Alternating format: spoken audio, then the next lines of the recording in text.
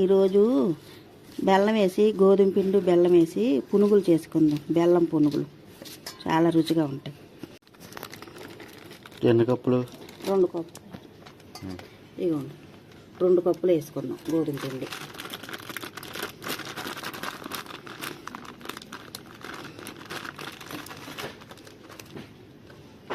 రెండు కప్పులు.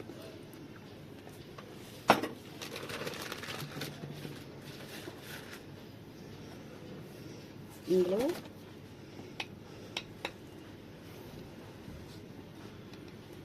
కొంచెం ఇలాచీ పొడి వేసుకోండి.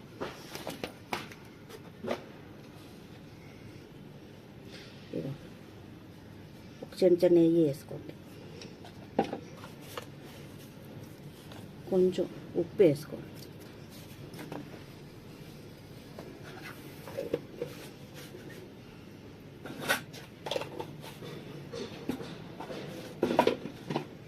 ఇప్పుడు ఏం చేద్దామంటే, ఇప్పుడు ఈ బెల్లం ఉంది కదా, ఈ బెల్లం అలా వేసేసుకున్నాం.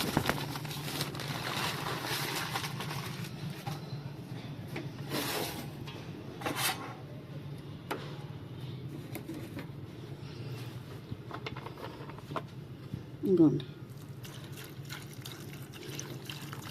కొంచెం నీళ్ళలో కలుపుకొని ఇది పొయ్యి మీద పెడదాం. బెల్లం కరిగాక అవన్నీ ఇప్పుడు ఇందులో కలుపుకుందాం.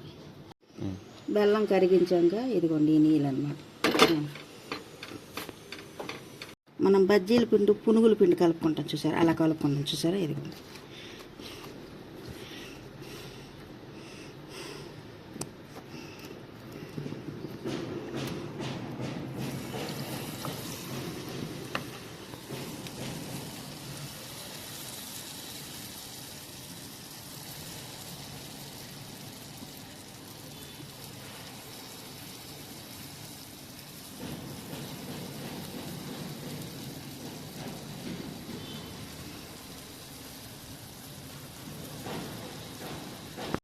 ఎలా వచ్చాయో